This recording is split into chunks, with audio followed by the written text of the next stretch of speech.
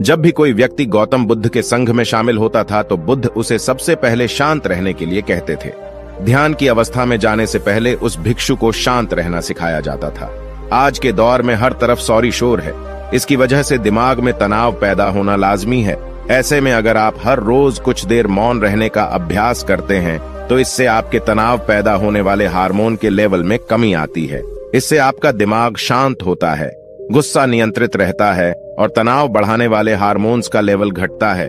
आज के इस वीडियो में हम जानेंगे कि किन मौकों पर हमें शांत रहना है और किन मौकों पर हमें बोलना है और शांत रहने से हमारे अंदर क्या बदलाव आ सकता है।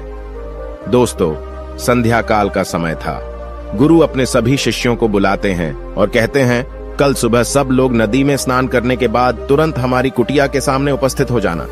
सभी इसी से हैरान रह जाते हैं कि हम लोगों ने कुछ गलती की है क्या, लेकिन गुस्से से यह कहते हैं कि हो सकता है कि गुरुजी कल सुबह कुछ अच्छी बात बताने वाले हैं। सब लोग रात को सही समय पर सो जाते हैं और सुबह उठकर सभी लोग नदी में स्नान करने के बाद वापस गुरुजी के सामने उपस्थित हो जाते हैं। गुरु कहते हैं, आज हम तुम सबको चुप रहने के फायदे के बारे में बताऊंगा।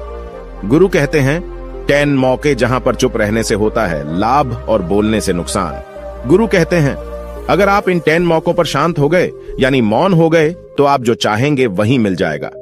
आपकी जिंदगी में चमत्कारिक बदलाव शुरू हो जाएंगे। जरूरत से ज्यादा बोलना या चुप रहना दोनों ही अच्छी बात नहीं है। जैसे जरूरत से ज्यादा बारिश हो जाना या फिर धूप दोनों ही दिक्कत देती है, उसी तरह अनावश्यक बोलने से भी काफी नुकसान होता है। गुरु कहते हैं कि पहला ऐसा मौका जहां पर व्यक्ति को चुप रहना चाहिए, बिना तथ्य के ना बोले। गुरु ने कहा, अगर आपके पास कोई तथ्य नहीं है तो वहां चुप रहने में ही भलाई है। चुप बैठने से दिमाग में नई कोशिकाओं का निर्माण होता है और इससे ज्ञान की वृद्धि होती है। बोलने में भलाई वही है जहां आपको किसी चीज के बारे में पूरा ज्ञान हो। अगर आप बिना तथ्य के कहीं बोलते हैं या फिर बेवजह बोलते हैं तो आपका वहां मजाक भी बन सकता है। अगर आपके पास पर्याप्त जानकारी नहीं है, ऐसी जगह पर बोलने से आपका मजाक तो बनी रहेगी, साथ ही साथ लोगों का भरोसा भी आपसे उठने लगेगा। इसलिए ऐसी जगह पर शांत रहो जहां तुम्हें पता ना हो कि क्या बोलना है क्या नहीं। कई बार कुछ लोग ऐसे होते हैं जो हर जगह अपनी उपस्थिति बताने लगते हैं। उन्हें पता नहीं होता है कि हमें क्या बोलना है, लेकिन फिर भी बोलते जाते हैं और फिर बाद में दूसरे लोग उनके जाने के बाद उनका मजाक उड़ाते हैं। जब तक आपको उस तथ्य के बारे में अच्छा ज्ञान नहीं है, उसके बारे में पता नहीं है, तो वहां चुप रहना ही ज्यादा समझदारी है। गुरु ने कहा, दूसरा ऐसा मौका जहां पर व्यक्ति को चुप रहना चाहिए। शब्दों से न पहुंचे ठेस। अगर आपके शब्द किसी को मानसिक ठेस पहुंचा रहे हैं तो वहां चुप हो जाना चाहिए। कमजोर व्यक्ति के बारे में कुछ भी बोलकर आप महान नहीं बन सकते हैं। महान आप किसी कमजोर का साथ देने में बनेंगे। कई बार होता है कुछ लोग अपने से छोटे व्यक्ति को भला बुरा कहते रहते हैं। सामने वाला इंसान तो कद से आपसे छोटा है, वह आपको कुछ नहीं बोलेगा, लेकिन आप उसकी नजरों में गिरते चले जाएंगे। हो सकता है कि कल वह भी आपसे पद में बड़ा हो जाए। पद में आपसे जब वह बड़ा हो जाएगा तो आज जो रवैया आपका उसके साथ है, आने वाले समय में वह भी आपके साथ वही करेगा। आप किसी को नीचा दिखाकर बड़ा नहीं बन सकते हैं। बड़ा बनना है तो अपने से छोटे लोगों का इज्जत भी करना सीखें और साथ ही साथ बड़े लोगों का भी सम्मान करना चाहिए। लोगों को लगता है कि अगर वह अकड़कर बोलेंगे और सामने वाले को नीचा गिराने की कोशिश करेंगे तो वह बड़े बन जाएंगे, तो यह उन सब की भूल है। बड़े होने की बजाय आप उनकी नजरों में गिरते चले जाएंगे। गुरु ने आगे कहा, इसलिए शिष्यों, तुम सब जब भी बोलना आदर भाव से बोलना, ताकि तुम्हारी बात लोगों को अच्छी लगे। बोलने में भाई बहन, माता पिता, मित्र इत्यादि संबोधन शब्दों का इस्तेमाल जरूर करना। इससे तुम्हारी मान प्रतिष्ठा तो बढ़ेगी ही, साथ ही साथ लोगों की नजरों में तुम समझदार व्यक्ति बनते जाओगे। गुरु ने आगे कहा, तीसरा मौका जहां पर व्यक्ति को चुप रहने में ही भलाई है। क्रोध या घृणा करने वाले लोग, जब कोई अपना या सगा संबंधी आप पर क्रोध कर रहा हो, आपका अपमान कर रहा हो, तो आपको उस वक्त चुप रहना चाहिए ताकि सामने वाले का गुब्बारा पूरी तरह से फट जाए। आप यदि सही हैं तो उसे कतई माफीनामा गए और चुप रहकर ही सही समय का इंतजार करें। वह खुद आपसे माफी मांग लेगा जब उसे अपनी गलती का एहसास हो जाएगा। गुरु आगे कहते हैं कि अगर आपका कोई सगा संबंधी आप पर क्रोध कर रहा हो और आप उस समय शांत हैं, तो यह आदर सम्मान देने की निशानी होती है। इससे न कोई छोटा होता है और न ही बड़ा। अगर आपको क्रोध आ रहा है तो आप या तो वहां से किसी का अनादर किए बिना चले जाएं या फिर चुप रहें। क्रोध करने से आपके रिश्ते खराब होंगे। क्रोध करने से हमेशा क्रोध करने वाले व्यक्ति का ही बुरा होता है। गुरु आगे कहते हैं कि एक बार की बात है, एक सांप जंगल से भागते हुए किसी राजा के घर में पहुंच गया। लोगों ने छेड़खानी की तो वह बहुत ही गुस्सा हो गया, जिससे घर में जो तलवार पड़ी हुई थी उसी को लपेटकर कसने लगा और धीरे धीरे उसका पूरा शरीर कट गया। यह गुस्सा उसे खा गया।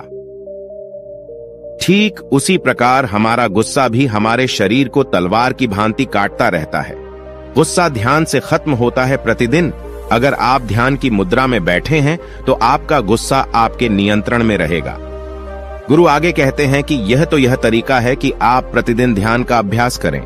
इससे आपके शरीर में जो हार्मोन्स गुस्से को बढ़ावा देते हैं वह सब तुम्हारे नियंत्रण में रहेंगे, जिससे शरीर गुस्से पर आसानी तुम्हारा से काबू पा लेगा।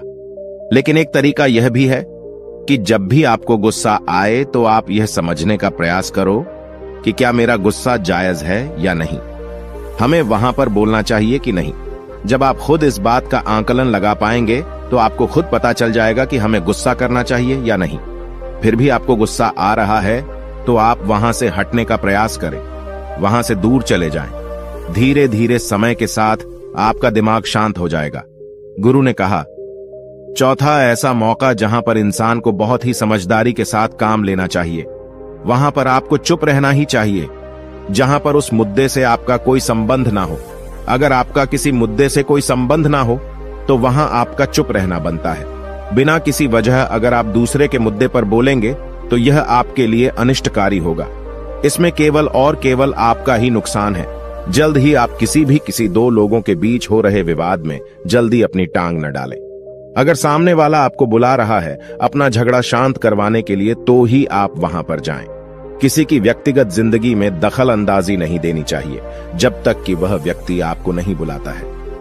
अपने झगड़े को शांत करवाने के लिए कुछ लोग फालतू में दूसरे के विवाद में कूद पड़ते हैं। इससे उनके मान सम्मान मर्यादा पर लोग उंगली उठाने लगते हैं। गुरु कहते हैं कि 10 मौकों में 5वां ऐसा मौका जहां पर व्यक्ति को बहुत ही समझदारी के साथ चुप रहना चाहिए।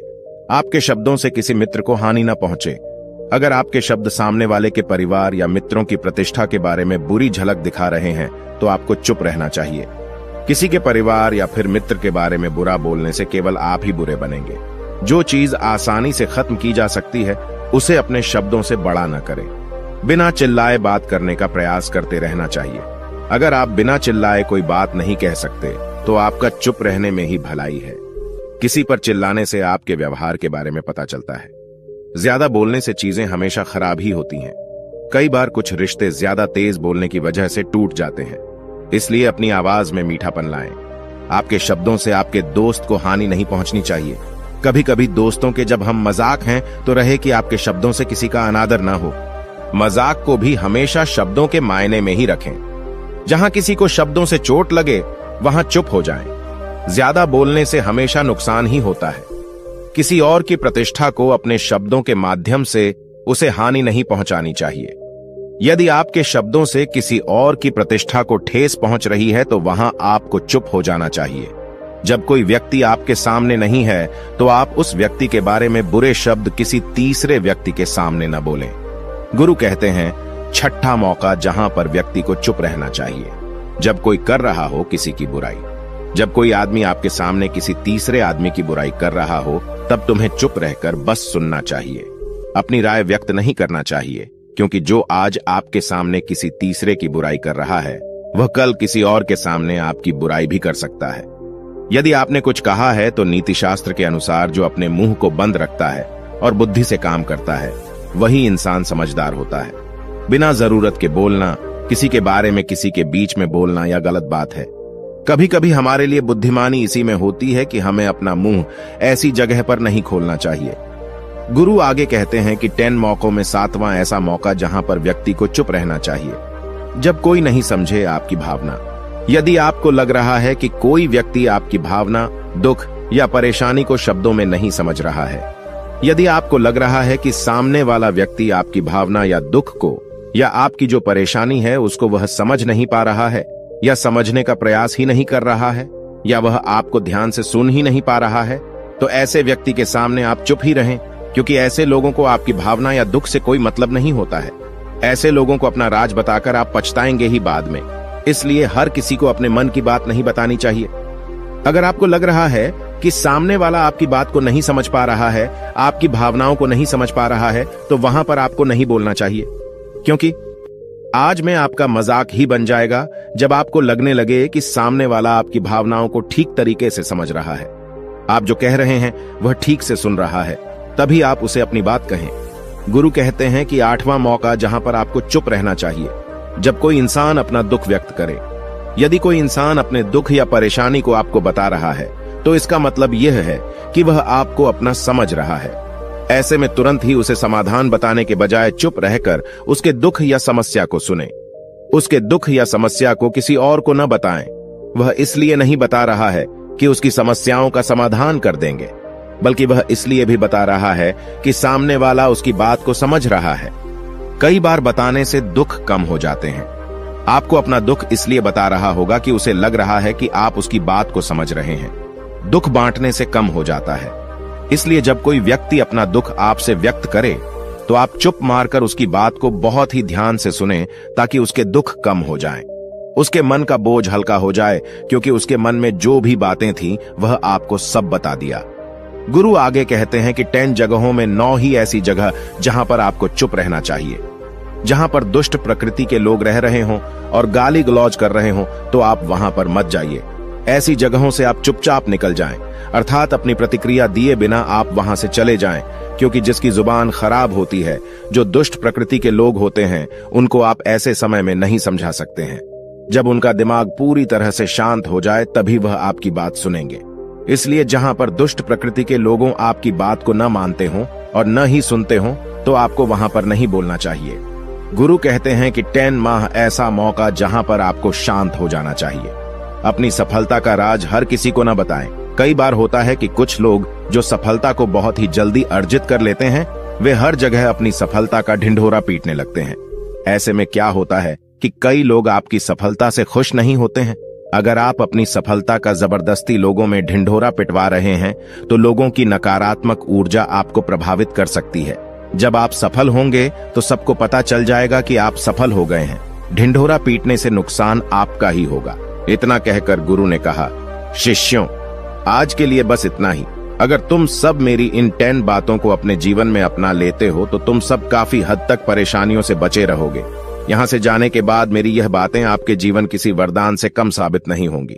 दोस्तों, मुझे उम्मीद है इस वीडियो से आपको बहुत कुछ सीखने को मिला होगा। अगर आप नए हो तो हमसे जुड़ने के लिए इस चैनल को सब्सक्राइब करना मत भूलिएगा।